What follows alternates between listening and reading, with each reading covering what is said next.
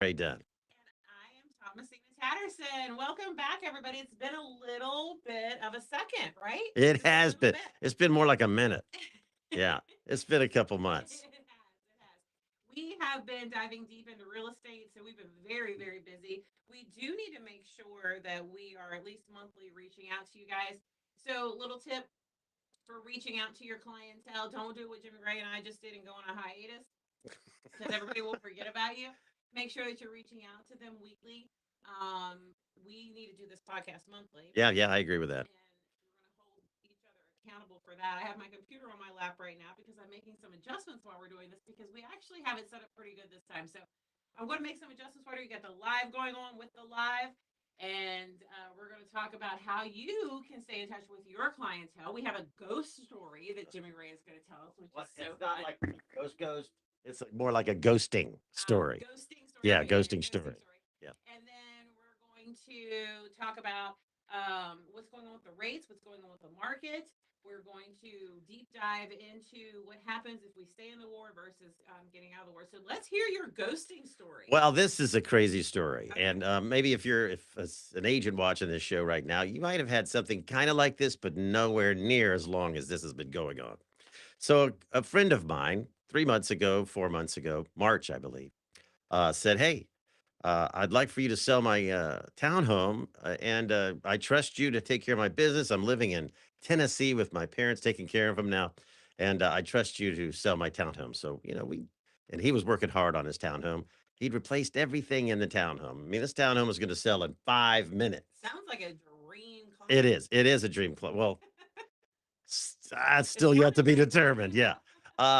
So we did the okay, I'm your agent and we're your broker paperwork, but we didn't do the listing paperwork yet because he was too busy doing the work to get his condo cleaned and ready, not his townhome, cleaned and ready to put on the market because he had to get back to Tennessee.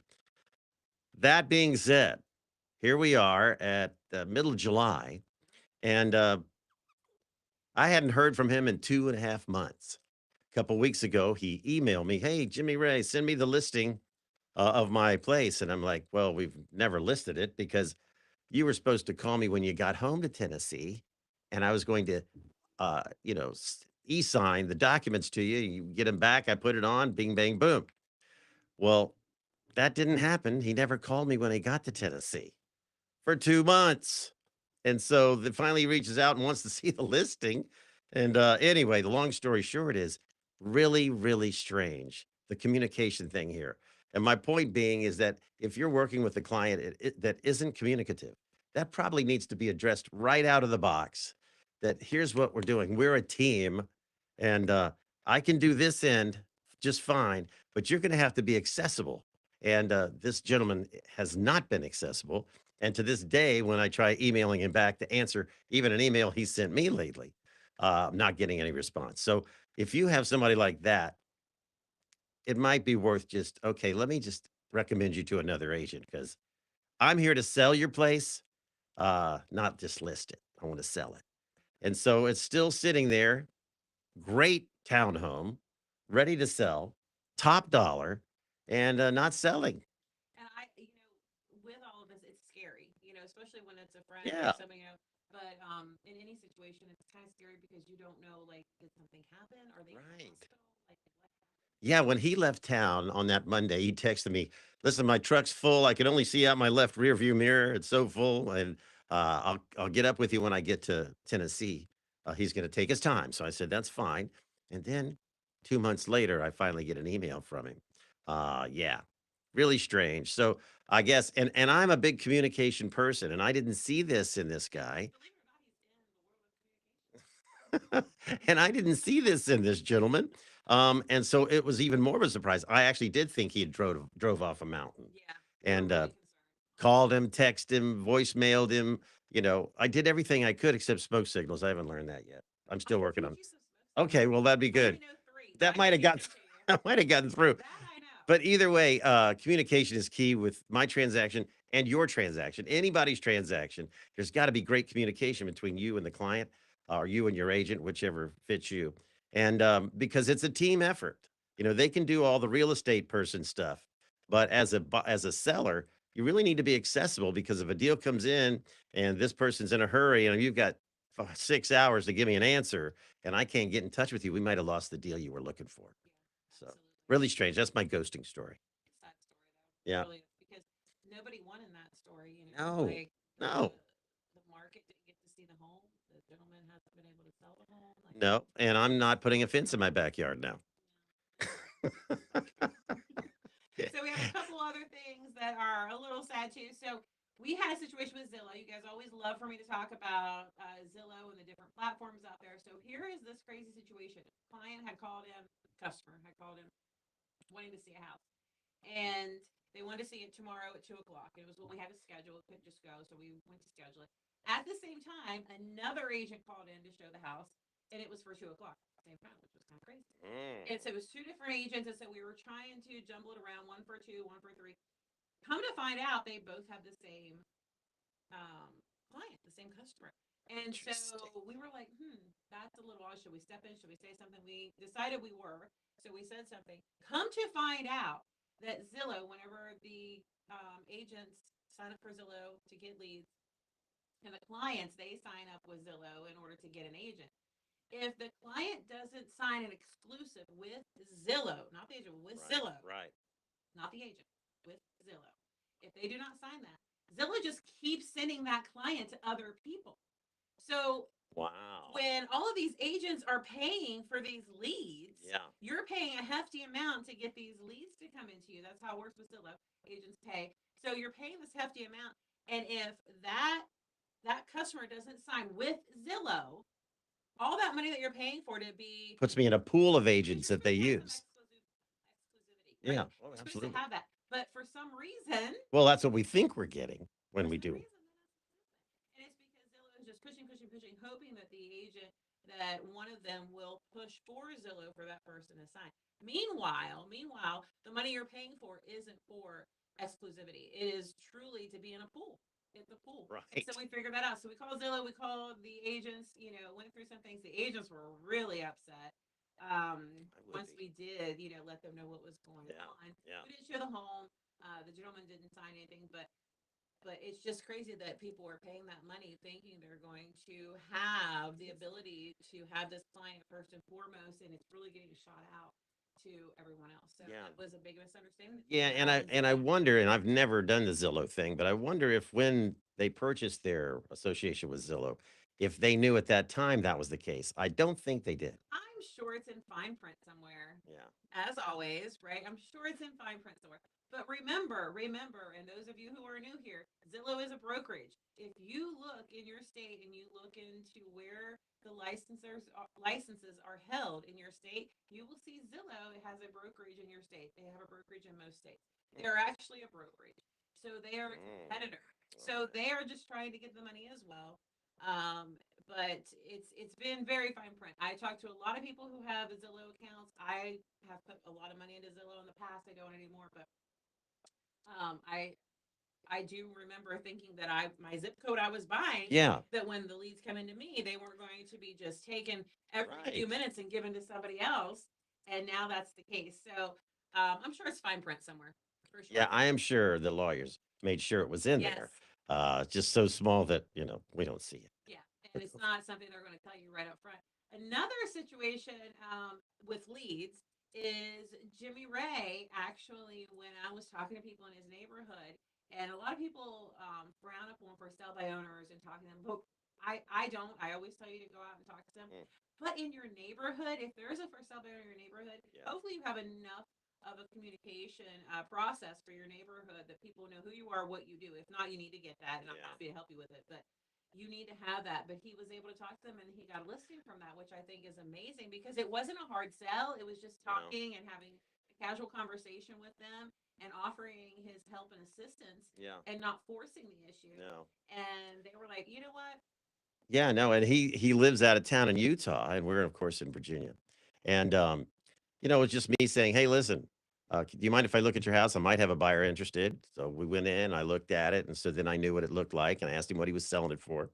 And I said, "Listen, if I do have a buyer, I'll let you know, and otherwise, good luck to you. Let me know if I can help you with anything." And then a couple weeks later, he's in Utah trying to do what he does.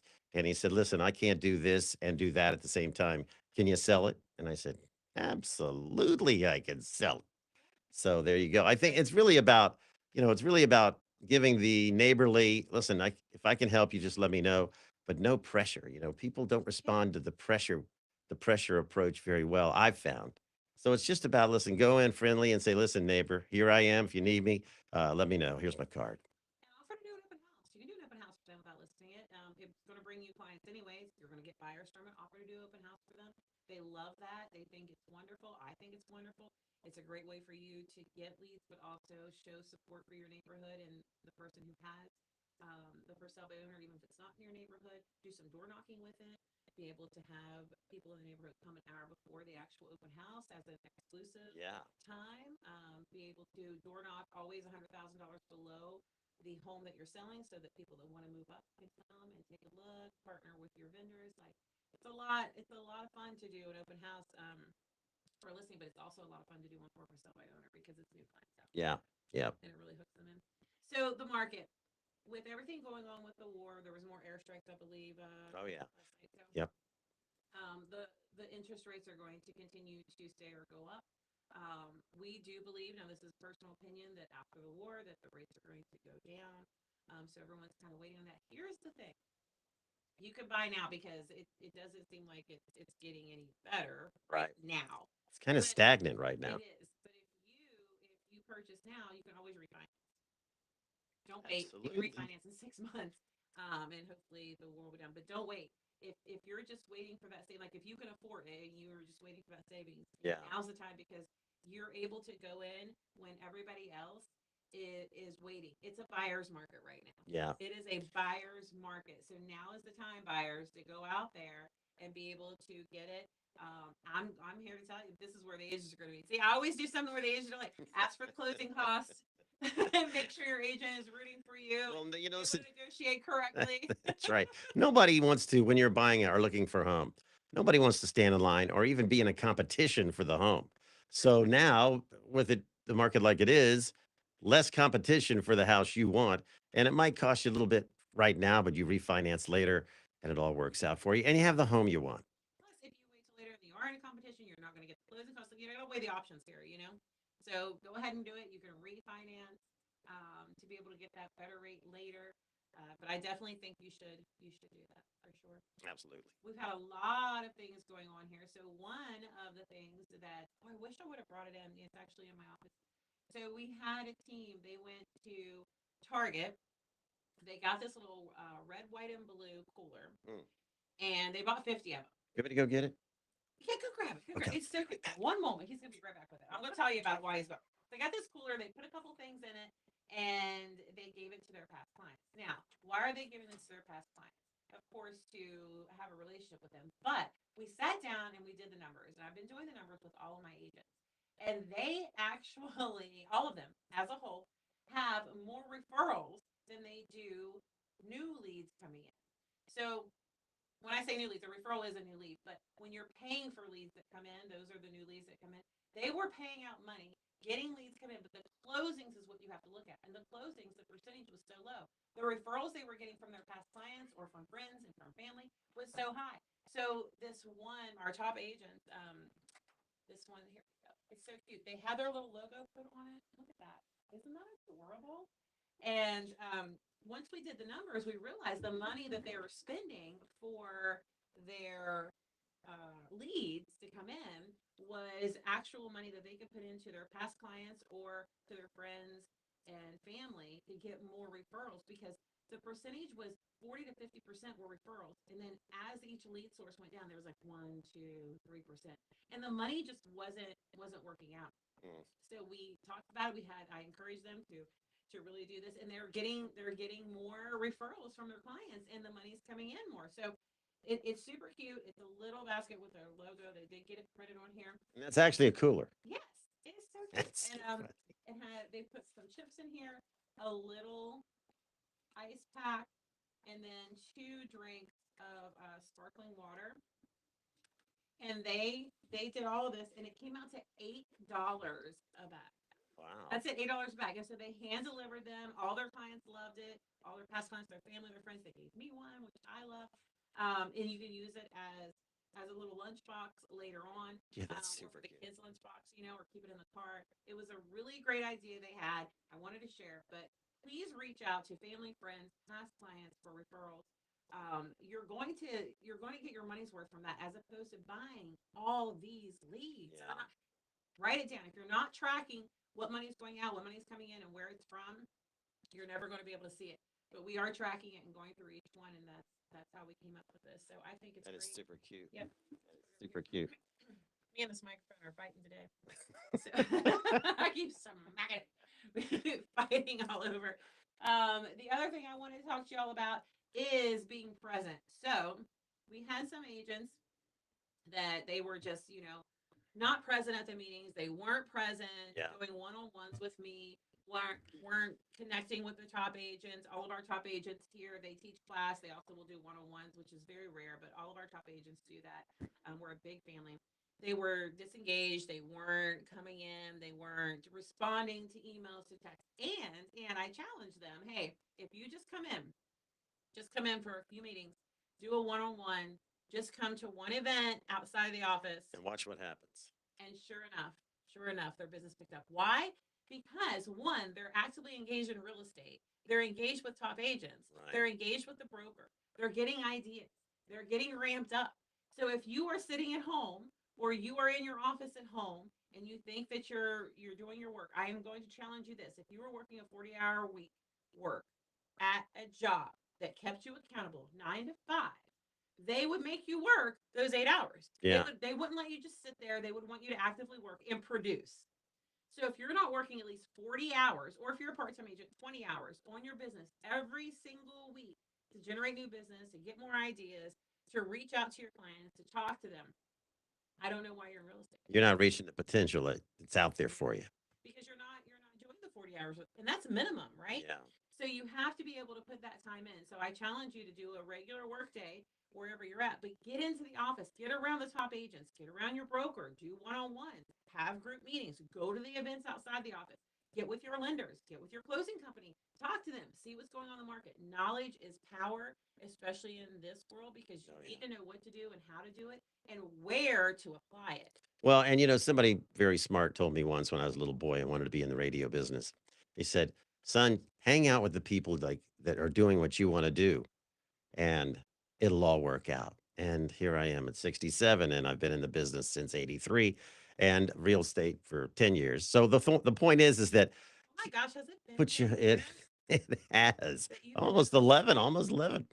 Um, but put yourself around professionals, and it makes sense. I mean, it's logical to put yourself around people that do it successfully for a living to get that feedback from them and just get the vibe. And here's how you do. Oh, this is how you do it, and that's how you make a connection. And it's all about touching people, whether it's on the phone or at the mall or open houses or whatever. It's all about people. It's all about relationships. When you boil this business all the way down to the bottom denominator, it's all about relationships.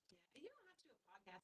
You can go live on TikTok. You can go live on Facebook, Instagram, um, all of those places, and just talk. You can just talk in front of your phone. You don't need to have all this equipment. You just need to get your knowledge out there, because a lot of agents are doing what I just said. They're sitting at home. They're not diving in. They're not listening to podcasts. They're not looking at the news. They're not looking into all the real estate articles. They're not seeing what's happening right now. They're not able to tell their clients when it's time to go, when it's time to stay. And they are wondering why they're not making more money. Yeah, they are. And they're like, I don't know what to do, because they just want the leads to drop into their lap. The leads to drop into your lap aren't going to trust you. They're not going to trust you because you don't have the knowledge, you don't have the skills, and you don't have the team behind you to help out. It's just not going to work. So that's my Very true. little bit of Very 2 cents true. today. That's your little bit of 2 cents today. Um, as always, drop your questions, things you want to hear about in the comments. We would love to talk more about what you guys want to hear. That's where we get Absolutely. most of our information to do the research. So let us Absolutely. know. Yeah. But that is another day that we have brought you information in regards to things in real estate that are Unanswered. unanswered. Have a great day, guys.